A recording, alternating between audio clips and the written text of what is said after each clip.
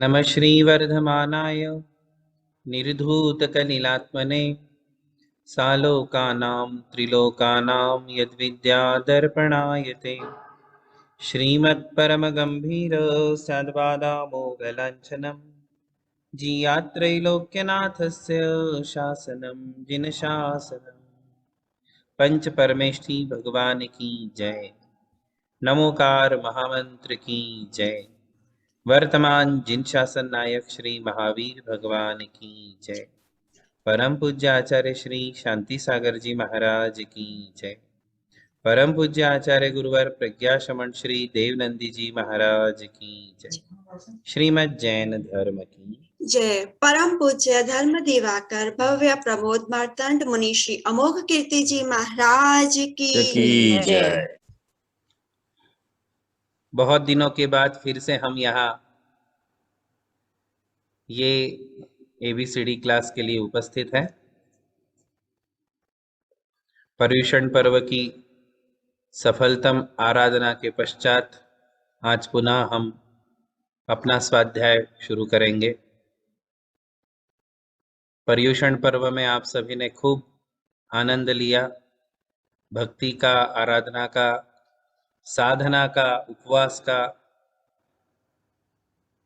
ऐसे ही प्रतिवर्ष ऐसे पर्वों की आराधना हम करते रहे। बंधुओं,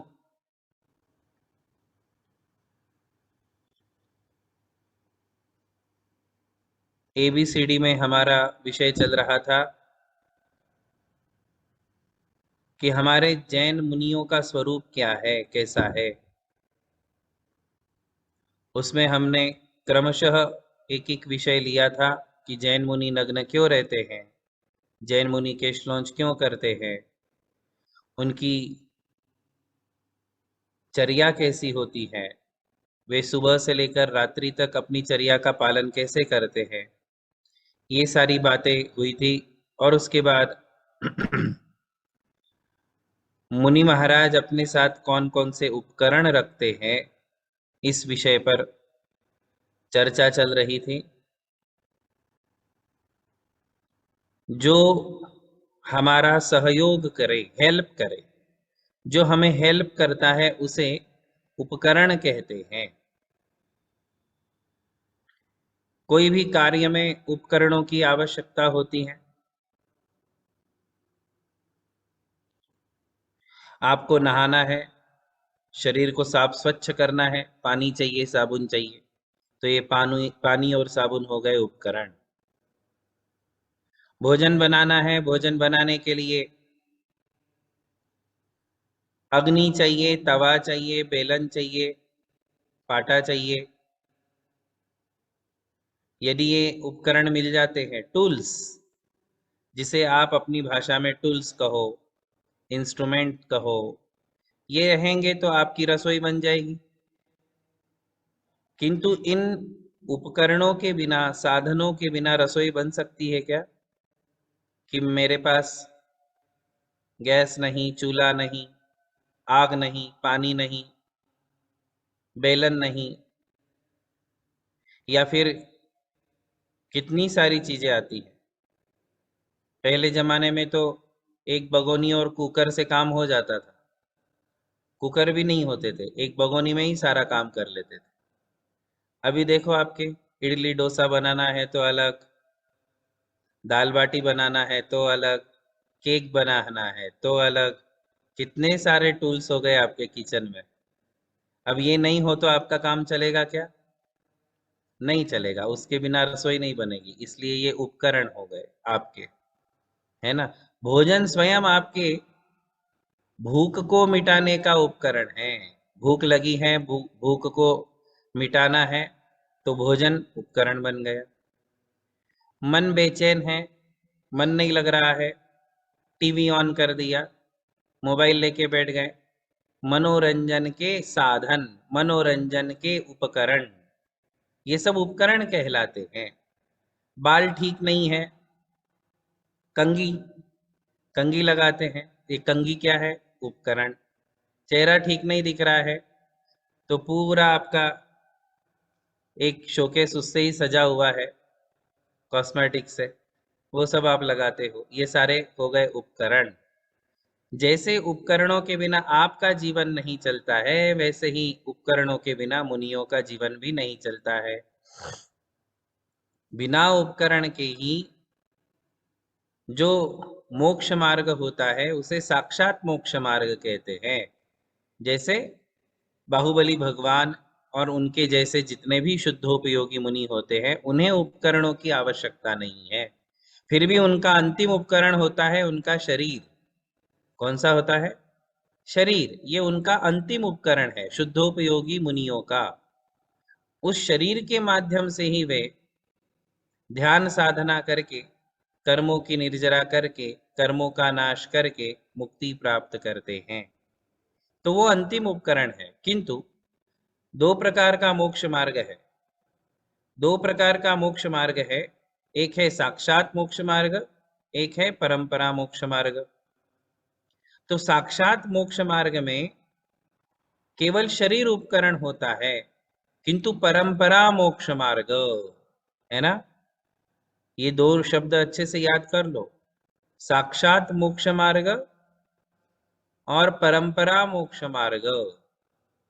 साक्षात मोक्ष मार्ग का मतलब होता है जो उसी भव में मुक्ति प्राप्त करने वाले मुनि हैं, ये उनका अंतिम भव है। अब आगे वो जन्म नहीं लेंगे, अरिहंत सिद्ध अवस्था प्राप्त कर लेंगे। ऐसे मुनियों को साक्षात मोक्ष मार्गी कहते हैं। उनका जो रत्नत्रय है वो साक्षात मोक्ष मार्ग है।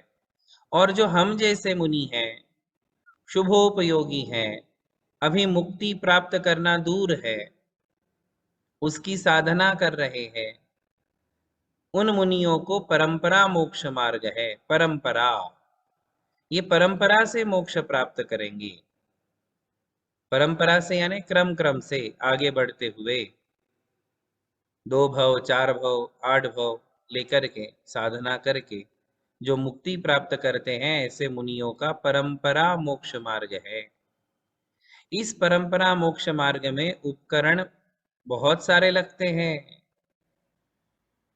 इसके पहले हमने पिच्छी के विषय में चर्चा की है कि पिच्छी मुनि महाराज के संयम का उपकरण है, अहिंसा का उपकरण है। कमंडलु मुनि महाराज की शुचिता का उपकरण है।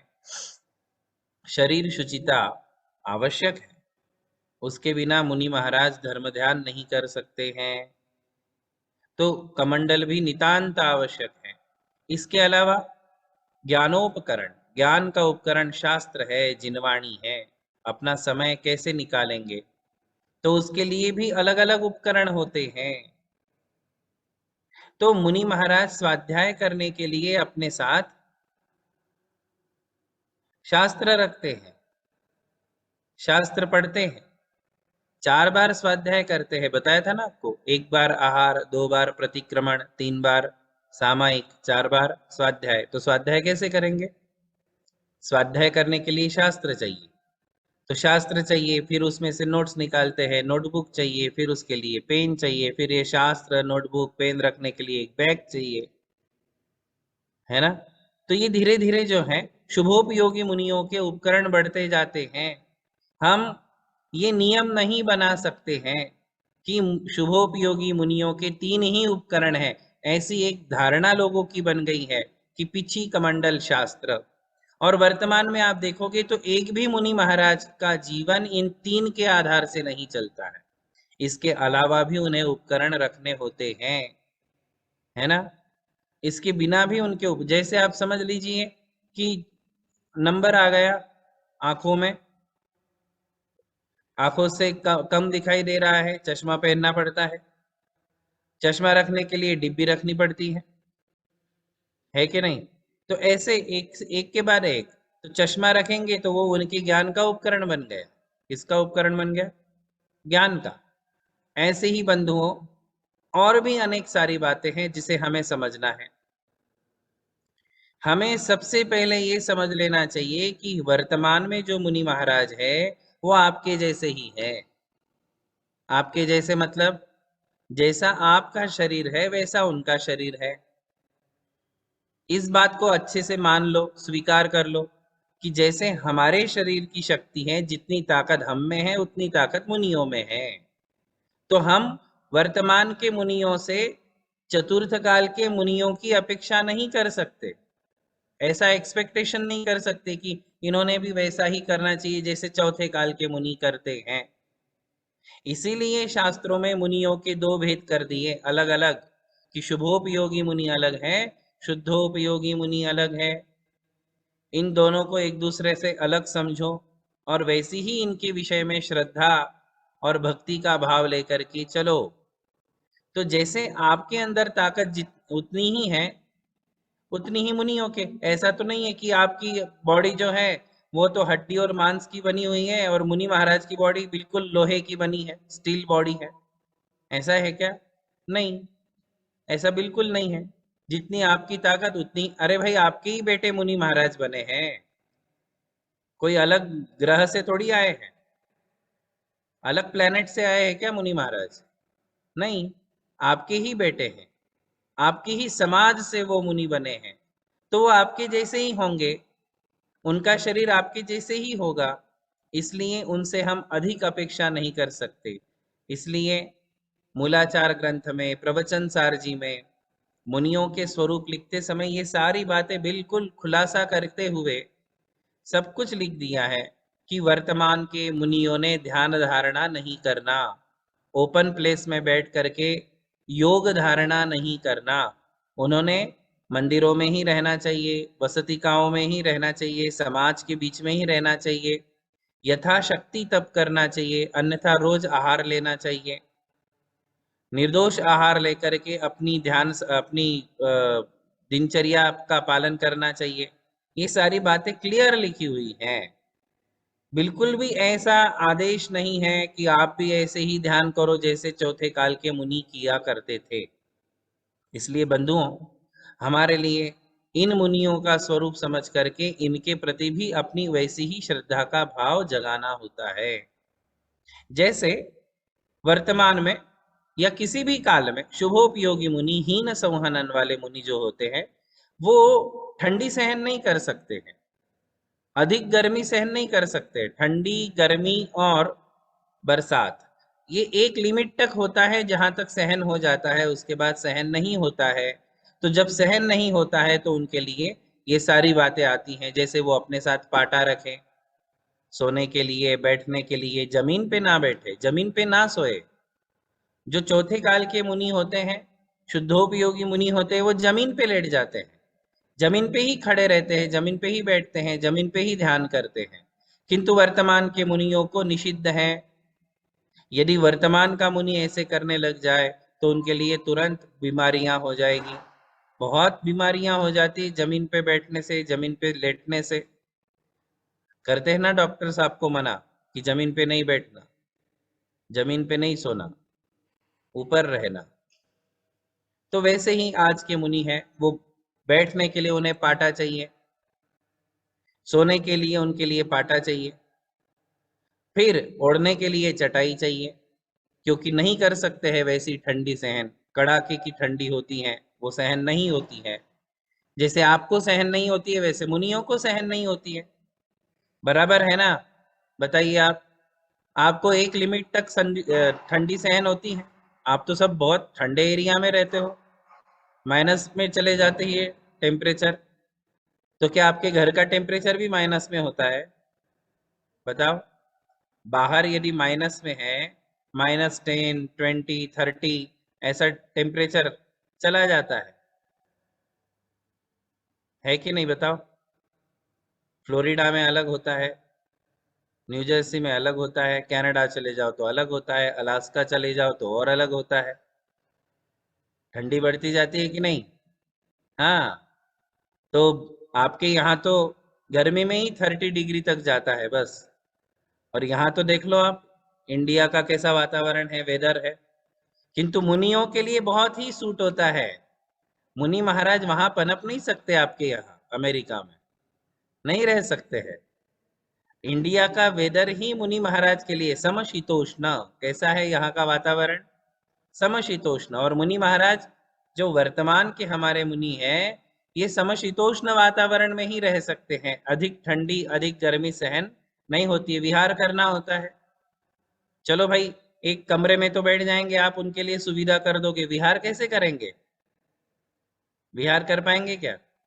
नहीं कर पाएंगे, इसलिए हम वहां नहीं आएंगे, आपके यहाँ बिल्कुल नहीं आएंगे, आपको ही आना होगा यहाँ। तो मुनि महाराज के लिए जो है, अधिक ठंडी अधिक गर्मी हीन संहनन वाले मुनि सहन नहीं कर सकते हैं, ये बिल्कुल पक्का है। इसीलिए कह दिया कि मुनि महाराज ने वसतिका में रहना, उनकी मुनि निवास है, संत निवास है, त्यागी निवास है, हर तीर्थ में बने हैं, हर तीर्थ क्षेत्र में होते हैं, हर समाज में होते हैं। जहां मंदिर बनते वहां मुनियों के त्यागी निवास बना देते हैं समाज, और वहां मुनि महाराज जाते हैं और कमरे में रहते हैं। उनका कमरे में रहना ही यह सिद्ध करता है कि इनके अंदर उतनी ताकत नहीं है। समझ रहे हो? कई लोग ऐसा कहते हैं कि नहीं नहीं, हमारे गुरु तो शुद्धोपयोगी है। अरे भाई, शुद्धोपयोगी मुनि महाराज कमरे में नहीं रहते हैं, कमरे में नहीं बैठते हैं। तो आज मुनि कमरे में रहते हैं, उनका कमरे में रहना ही ये प्रूव करता है कि ये शुद्धोपयोगी नहीं है, ये शुभोपयोगी मुनि है। शुद्धोपयोगी मुनि होते तो जंगलों में रहते, ये समाज में रहते हैं। वो ओपन प्लेस में रहते हैं, ये कमरों में रहते हैं।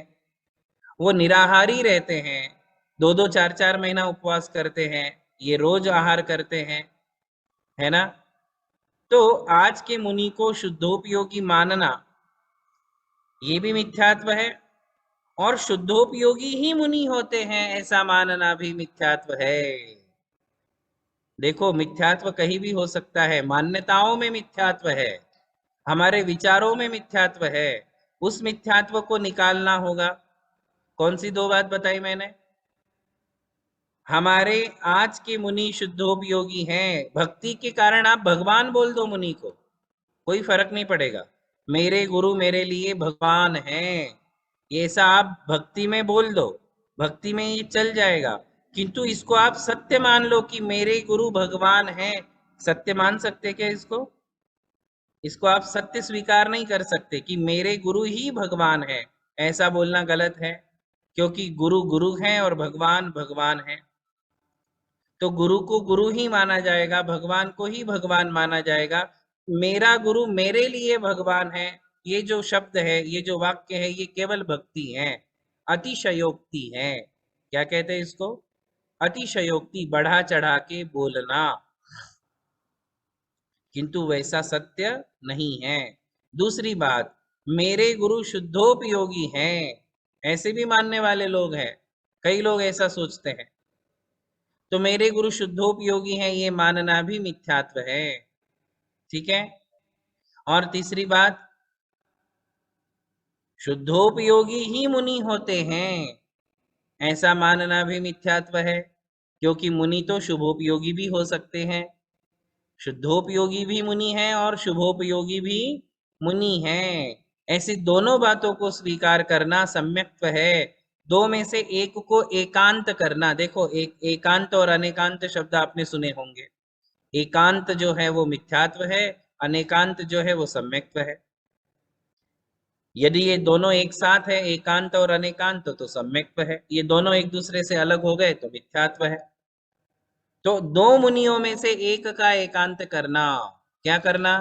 कि नहीं नहीं, जंगलों में रहते हैं वही मुनि हैं, जो ध्यान करते हैं वही मुनि हैं, जो आहार नहीं करते वही मुनि हैं। ऐसा यदि आपने एकांत किया तो वो मिथ्यात्व हो गया।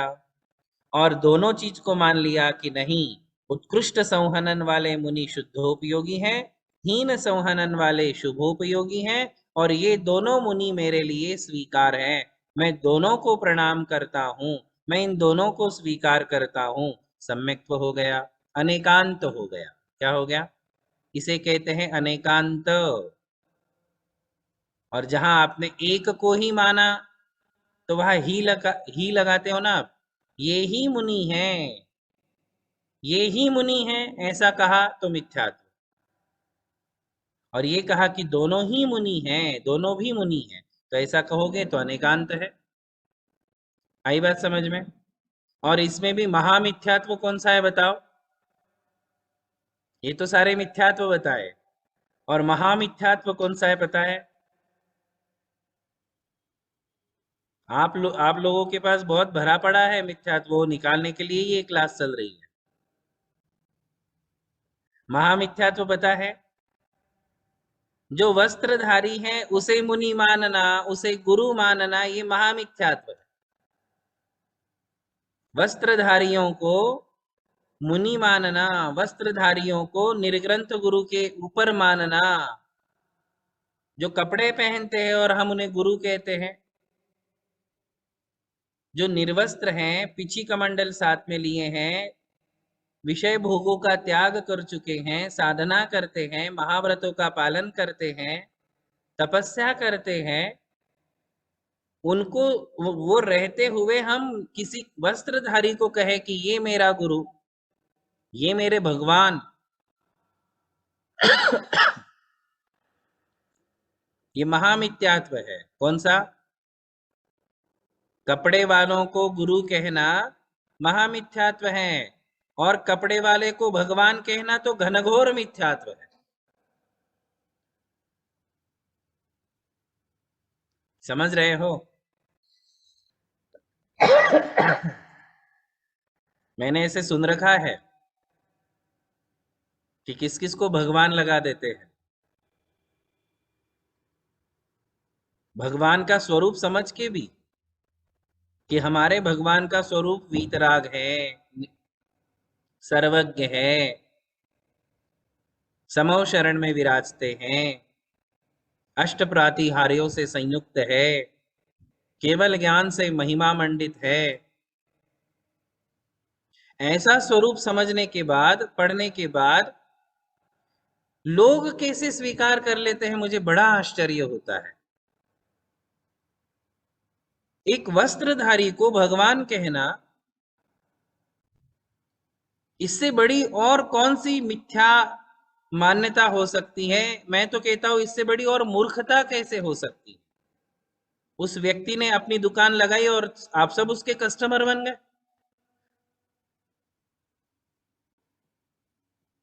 कपड़े के अंदर उन्होंने ये सिद्ध कर दिया कि हम भगवान हैं। किसी ने कहा कि ये तो 25वें तीर्थंकर है, किसी ने कह दिया कि ये तो भगवान है।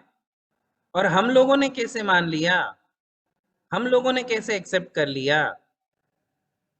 ये बहुत विचार करने की बात है बंधुओं। हमारे लिए वर्तमान में, इस जन्म में एक ही पुरुषार्थ आपको करना है। मुनि मत बनो आप, आरिका माता जी मत बनो। वो राम सीता का जमाना था, जो मुनि बन गए, आरिका माता जी बन गई, है ना? आप लोग मत बनो, आपसे इतना सहन होने वाला नहीं है।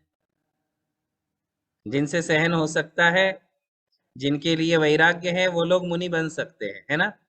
आपके लिए तो मैं एक ही बात कहूंगा कि इस जन्म में एक ही पुरुषार्थ करो। अपनी मान्यताओं में जितना मिथ्यात्व भरा है, कूड़ा कचड़ा भरा हुआ है, बस उसको हटाने का प्रयत्न करो। हर एक मिथ्या मान्यता को अपने जीवन में से निकाल दो। इतना ही पुरुषार्थ यदि आपने कर लिया तो आपका मनुष्य जीवन सार्थक है।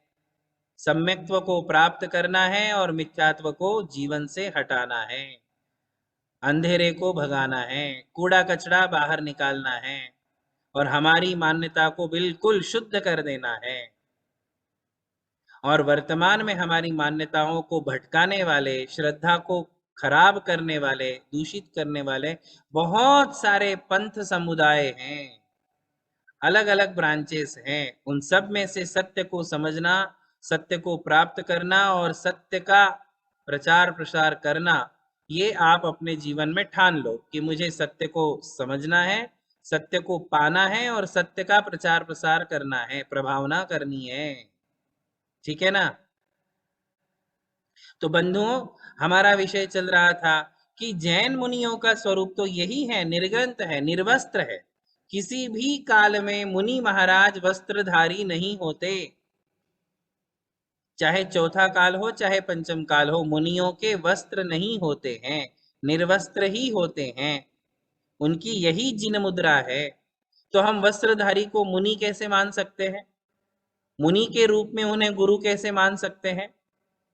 मान सकते हैं क्या? नहीं, ऐसा नहीं मान सकते कि ये हमारे लिए गुरु है। देव शास्त्र गुरु में जिनको गुरु कहा है वो कोई वस्त्रधारी नहीं हो सकता है।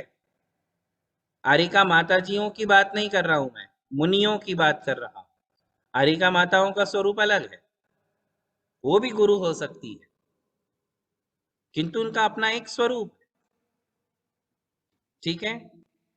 और वस्त्रधारी को भगवान मानना तो और भी बहुत बड़ा मिथ्यात्व है। इस मिथ्यात्व में हमें नहीं जाना चाहिए।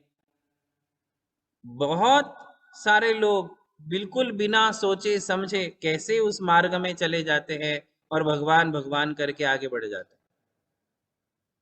बंधुओं, इसी मिथ्यात्व से हमें छुटकारा पाना है।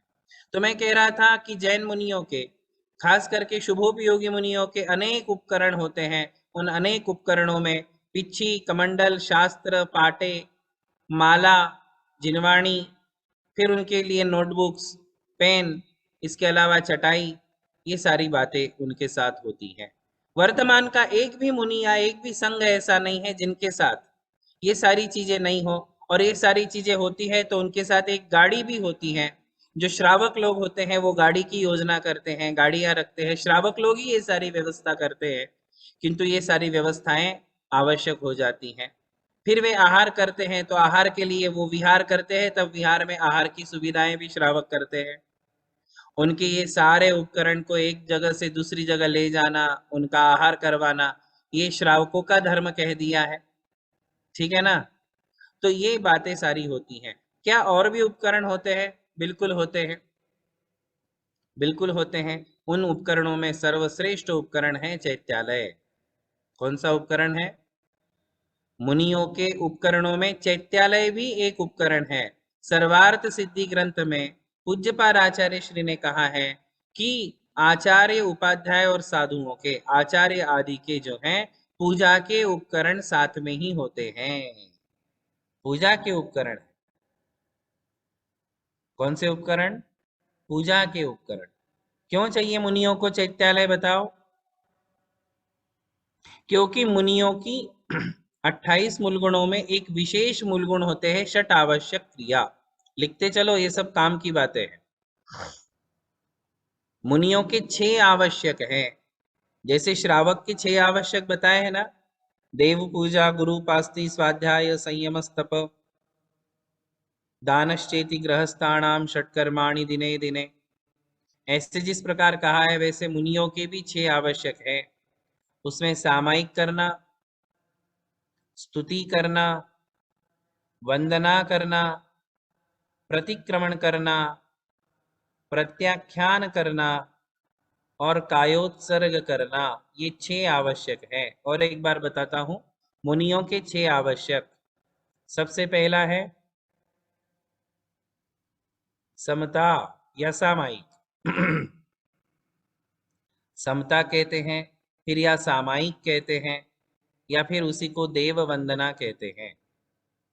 आप सामायिक लिखिए। सबसे पहला आवश्यक क्रिया है सामायिक। दूसरा आवश्यक क्रिया है स्तुति। 24 तीर्थंकरों की स्तुति करना, ये दूसरा आवश्यक है। मतलब मुनि महाराज को रोज स्तुति बोलना ही बोलना है। तीसरा आवश्यक है वंदना। चौथा आवश्यक है प्रतिक्रमण।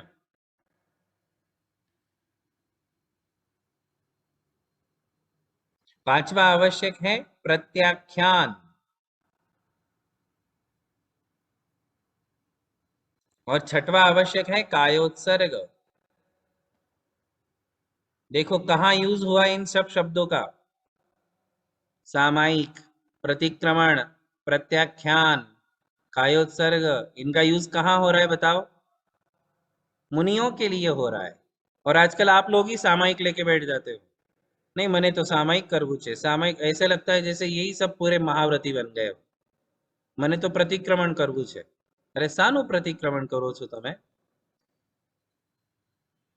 हैं? શું કામ प्रतिक्रमण करो છો? प्रत्याख्यान, प्रतिक्रमण, ऐसे डफली बजाते हैं इन शब्दों की कि हम तो प्रतिक्रमण करते हैं, हम तो प्रत्याख्यान करते हैं, हम तो सामायिक करते हैं। आपके पास ये सारे शब्द आए कहाँ से? आपके लिए थोड़ी ये शब्द है, ये तो मुनियों के लिए है। ये तो व्रती श्रावकों के लिए है। देखो आप, ये मूलाचार्य जी में मुनियों की इनको आवश्यक कहा है कि मुनि महाराज रोज सामायिक करे, मुनि महाराज रोज प्रतिक्रमण करे, मुनि महाराज रोज प्रत्याख्यान करे, कायोत्सर्ग करे। कहा ना, मुनियों को कहा, उनको आवश्यक कह दिया कि करना ही पड़ेगा। आवश्यक शब्द का अर्थ क्या है? आवश्यक का अर्थ होता है करना ही होगा, एक दिन भी छोड़ नहीं सकते, उसे कहते हैं आवश्यक। अब आपके लिए कहाँ कौन से शास्त्र में लिखा है भाई कि गृहस्थों ने प्रतिक्रमण करना चाहिए, गृहस्थों ने प्रत्याख्यान करना चाहिए?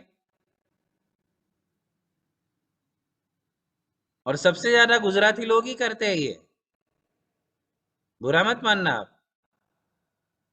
गुजराती लोगों में ही सबसे ज्यादा प्रतिक्रमण प्रत्याख्यान, वो सब सौराष्ट्र से लेकर के विदेशों में चले गए। प्रतिक्रमण, प्रत्याख्यान, कायोत्सर्ग, सामायिक, ये सब काम करने लग गए। भगवान की अभिषेक, पूजा, आराधना, विधान, हवन छोड़ दिया। अरे भाई, जेणु काम तेज करे, बीजू करे तो गोता खाए। कितना प्रसिद्ध है आप लोगों में ये लाइन है कि नहीं? प्रसिद्ध है ना ये वाली कहावत, जिसका काम वही करेगा। मुनि महाराज है, केशलोज भी स्टार्ट कर दो, सामायिक प्रतिक्रमण के साथ केशलोज भी शुरू करो भाई। केशलोज क्यों छोड़ दी? केशलोज भी करो। केशलोज में तो नानी याद आ जाएगी आपको। जब आपको सामायिक प्रतिक्रमण में इतना इंटरेस्ट है तो केशलोज में क्यों नहीं है?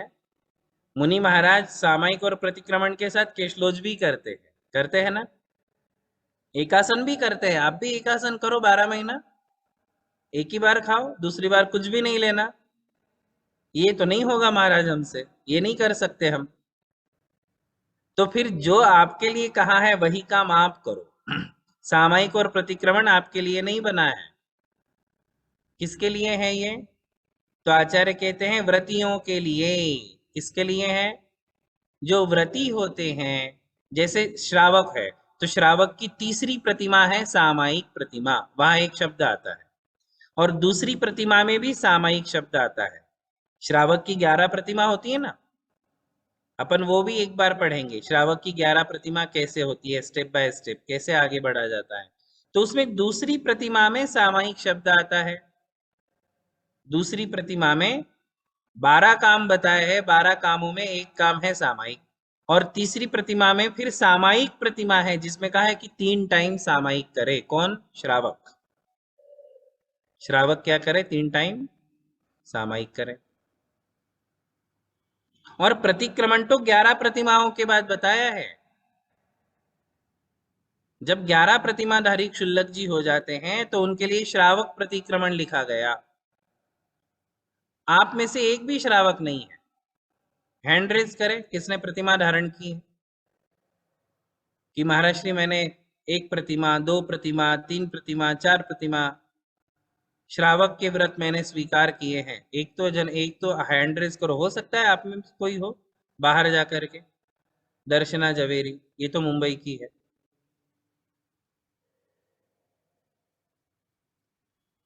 है ना? बिल्कुल सही। और कौन है? कमलेश, ये भी मुंबई के होंगे। विदेश में कौन है जिन्होंने 2 प्रतिमा ली है? वो हैंड रेज करे। 2 प्रतिमा। कमलेश भाई, आपकी 2 प्रतिमा है? कितनी प्रतिमा है आपकी दर्शना जी?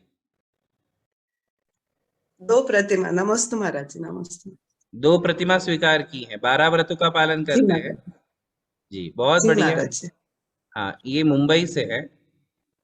और बताइए किसने 2 प्रतिमा ली है? नहीं है। तो अब आप बताइए, आप में से सामायिक कितने जने करते हैं? हैंड रेज कोई नहीं करेगा, किंतु बताओ जरा आप। प्रतिक्रमण कितने लोग करते हैं? सामायिक कितने लोग करते हैं? आप मंजू जी, क्या प्रतिमा स्वीकार की है आपने?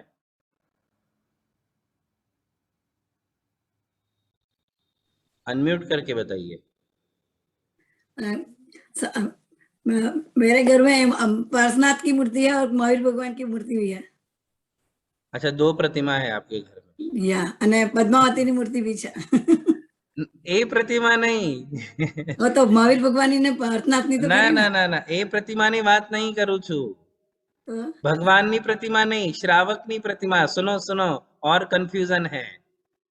आपको जो मैं प्रतिमा की बात कह रहा हूं ना, वो प्रतिमा भगवान वाली प्रतिमा नहीं। हमारे घर में कितने भगवान की प्रतिमा है वो नहीं, श्रावक की 11 प्रतिमा। ये प्रतिमा शब्द का यूज होता है, उसे कहते श्रावक के 11 पद। पद है ना, श्रावक की श्रेणी। श्रावक के स्टेप बाय स्टेप जो एक एक पद बढ़ता है, पहली प्रतिमाधारी श्रावक, दूसरी प्रतिमाधारी श्रावक, यानी क्या, जो दूसरे स्टेज पे हैं, फिर third stage, fourth stage, fifth stage, stages कह रहा हूं मैं। जिन्होंने फर्स्ट स्टेज एक्सेप्ट किए, नियम लिया है श्रावक की पहली स्टेज में, वो स्टेज का नाम प्रतिमा है। श्रावक की जो 11 स्टेजेस हैं, टोटल कितनी स्टेज हैं? 11, 11 स्टेजेस में से first stage, second stage, third stage, तो जिस एक एक स्टेज पे जैसे जैसे आगे जाता है वैसे वैसे जो है उसके नियम बढ़ते हैं, उसे कहते हैं प्रतिमा। भगवान की प्रतिमा की बात नहीं कह रहा हूं। तो मैं नाम बताता हूं, देखो।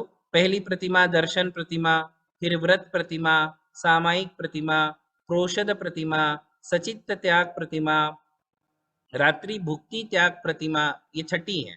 ब्रह्मचर्य प्रतिमा 7वीं है। आरंभ त्याग प्रतिमा 8वीं है। उसके बाद परिग्रह त्याग प्रतिमा 9वीं है। अनुमति त्याग प्रतिमा 10वीं है। उद्दिष्ट त्याग प्रतिमा 11वीं है। ऐसे जो 11 स्थान हैं उसे प्रतिमा कहते हैं, या भगवान की प्रतिमा की बात नहीं चल रही है।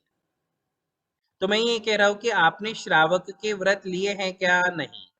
जब तक आप दूसरी प्रतिमा नहीं लेते तब तक सामायिक वाला कॉन्सेप्ट ही नहीं है, और जब तक आप आगे नहीं बढ़ते हो तब तक प्रतिक्रमण नहीं है। प्रतिक्रमण शब्द का अर्थ क्या है?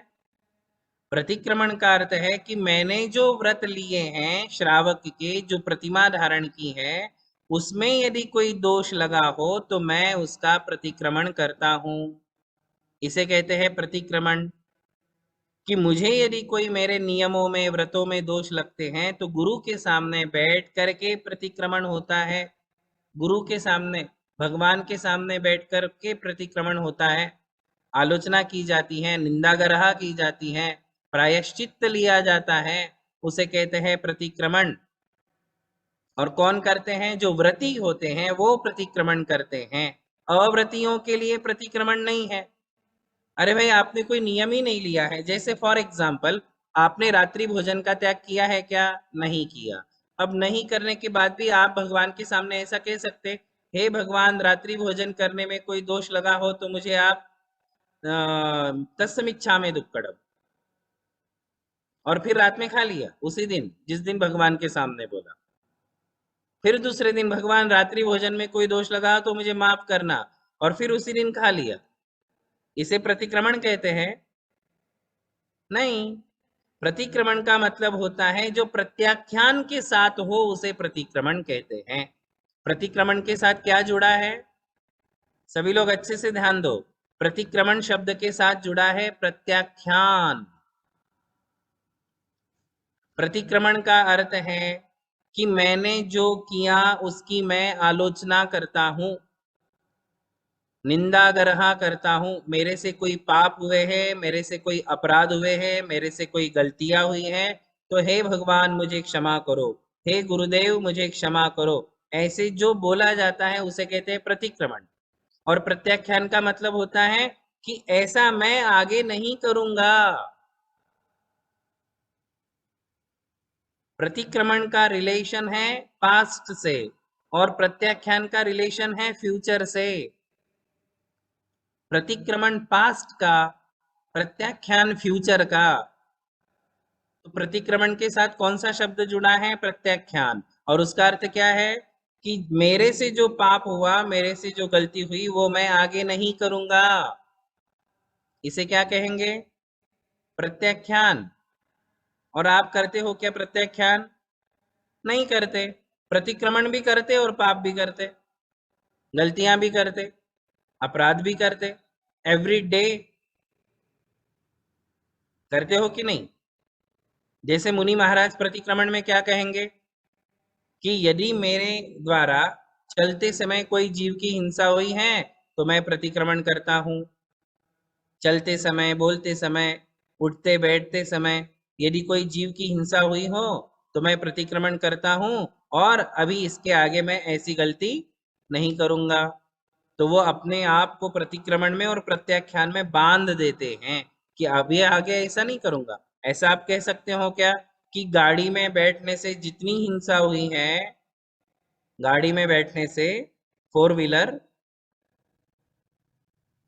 एरोप्लेन में, गाड़ी में बैठने से जितनी हिंसा हुई है उसका हम प्रतिक्रमण करते हैं मंदिर में जाके, और मंदिर से बाहर निकले कि फिर गाड़ी में बैठ जाते। तो आपके साथ प्रत्याख्यान है क्या?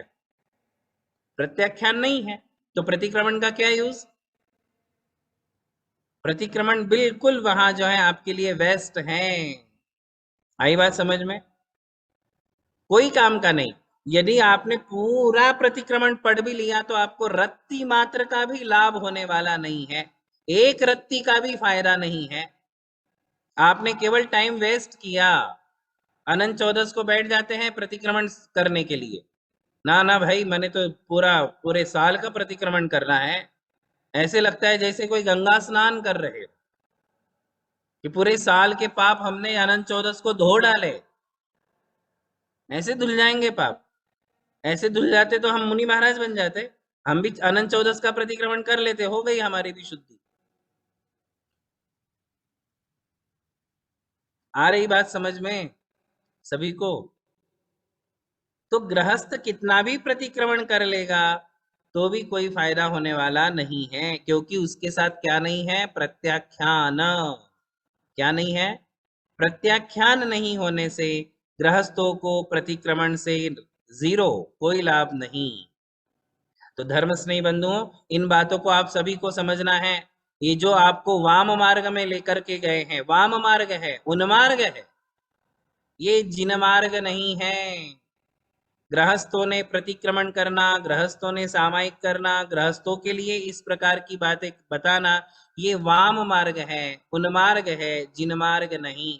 गृहस्थों का धर्म अलग है, श्रावकों का धर्म अलग है, मुनियों का धर्म अलग है, जिसे हम अनगार कहते हैं, उनका धर्म अलग है। इसलिए हमें इन सारी बातों से बहुत सावधान रहना चाहिए। हम कौन सी स्टेज में हैं? आप गृहस्थ हो या श्रावक हो?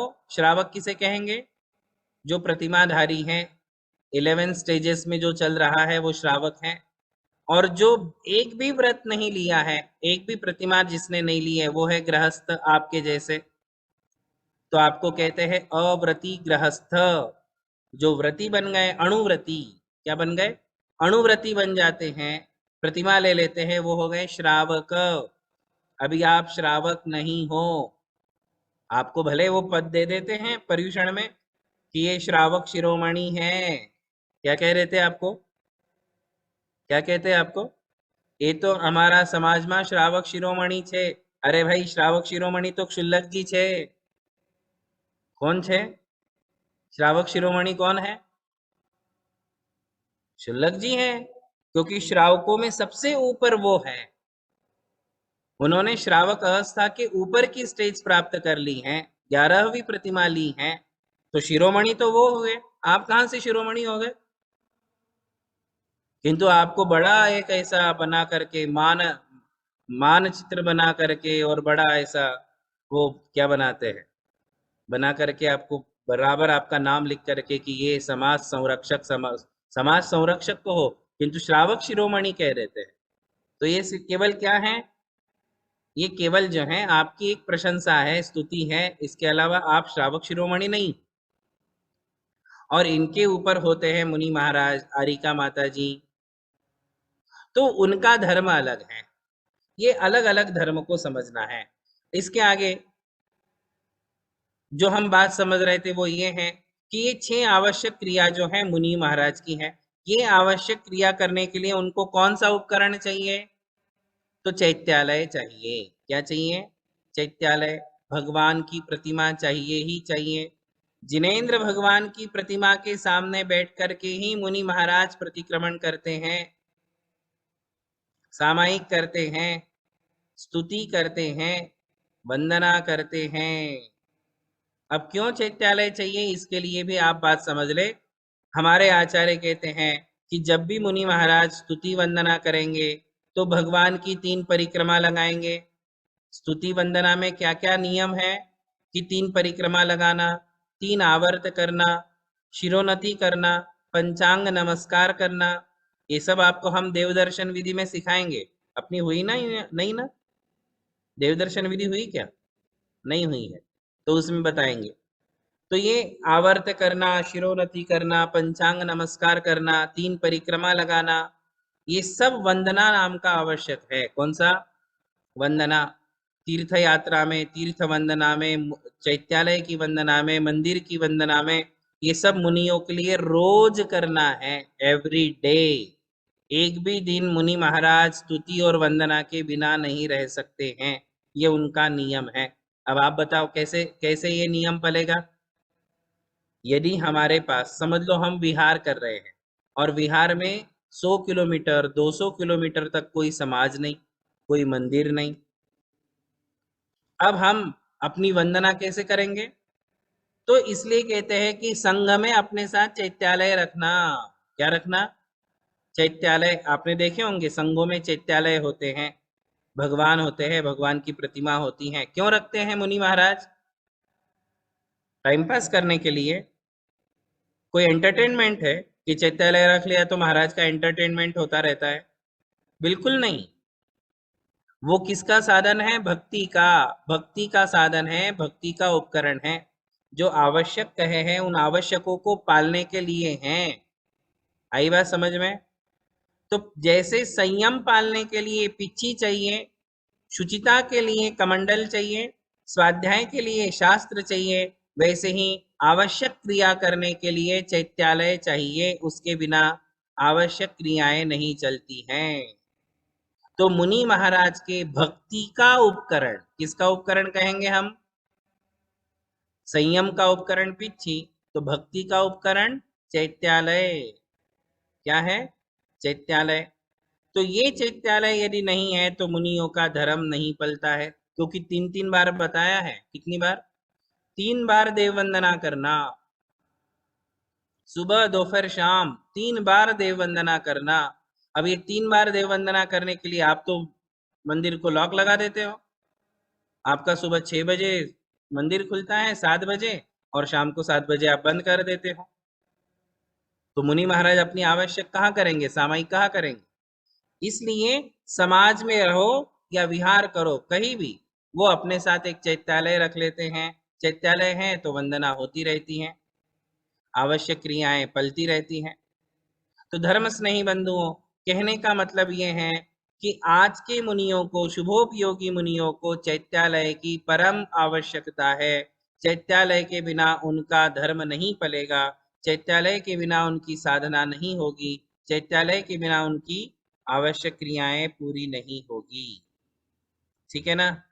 तो आज हमने आज की क्लास में ये सीखा कि मुनियों के उपकरणों में चैत्यालय भी एक उपकरण है। कौन से मुनियों का उपकरण है? शुभोपयोगी मुनियों का। शुद्धोपयोगी मुनियों को ना पिच्ची चाहिए, ना कमंडल चाहिए, ना शास्त्र चाहिए, ना उनके लिए चैत्यालय चाहिए। शुद्धोपयोगी मुनियों के लिए कुछ भी नहीं चाहिए, उनके पास एक ही उपकरण है, उनका अपना शरीर। किंतु शुभोपयोगी मुनियों के लिए ये सारे उपकरण चाहिए होते हैं। तो इस प्रकार ये जैन मुनियों के उपकरणों में चैत्यालय नाम का एक उपकरण है। ये बात आज बताई। आज इतना ही। बोलिए महावीर भगवान की जय। परम पूज्य धर्म दिवाकर मुनि श्री अमोघ कीर्ति जी महाराज की जय। हे गुरुदेव, आज आपने हमारे मन में जो थोड़ी भी मिथ्या मान्यता थी कि चैत्यालय रखना चाहिए या नहीं रखना चाहिए, और शुद्धोपयोगी शुभोपयोगी एवं जो कॉन्सेप्ट था कि प्रत्याख्यान प्रतिक्रमण कर रहे या नहीं, वो बहुत ही अच्छी तरीके से और जिनागम के आधार से आपने गुरुदेव समझाया। नमोस्तु गुरुवर।